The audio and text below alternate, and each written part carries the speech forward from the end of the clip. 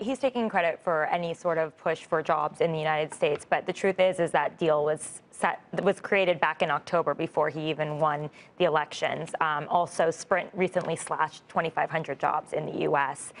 So it's probably a little bit more of a restructuring deal, but it's kind of interesting because it seems like these business executives are seeing this as a way to have influence on the Trump administration by vowing to keep jobs. It's probably cheaper than hiring a lobbying firm, right? But you get to have a chat with the president of the United States if you agree to keep jobs. He gets publicity, your company gets publicity. It's kind of a mutually beneficial relationship. But yes, he can claim credit for plans that were made months in advance of him even winning his election. You use the word influence. I wonder what you have in mind here specifically with Masa-san of SoftBank trying years ago to combine T-Mobile and Sprint, getting rejected by the U.S. regulatory agency. Wonder if he'll go at that again. Exactly, and that's the kind of deal that you really do need influence for, and that's you would be spending millions and millions of dollars in public affairs and lobbying, but hey, if you can get the president on the line by promising to keep some jobs in the U.S., that's much more effective.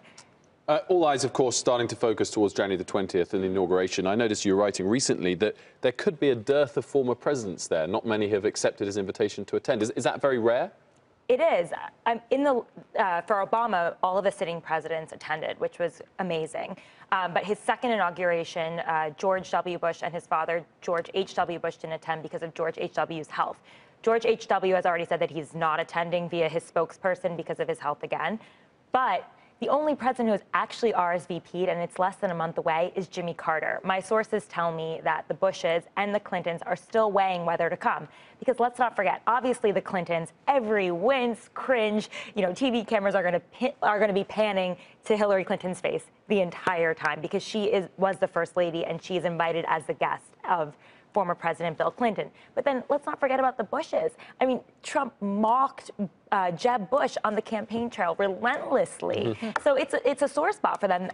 George W. and George H.W., they both did not endorse Trump.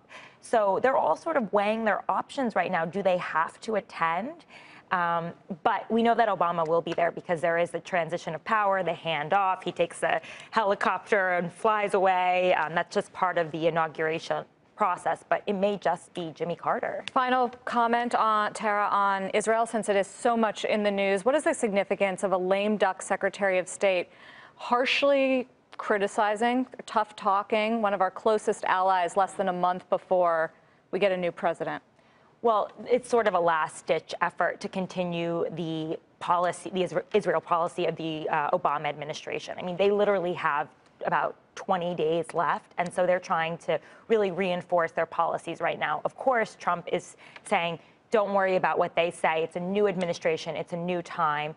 But it's sort of, cementing what they've been saying all along. It was very symbolic that the U.S. abstained from voting against the resolution against the Israeli settlements. And what do they have to lose right now? This is Obama's legacy. This was part of his package this entire time. So I'm not surprised to hear this kind of rhetoric at the end of his presidency. Tara, great stuff. Thank you very much for joining us this morning. Hey there, thanks for checking out CNBC on YouTube. Be sure to subscribe to stay up to date on all of the day's biggest stories. You can also click on any of the videos around me to watch the latest from CNBC. Thanks for watching.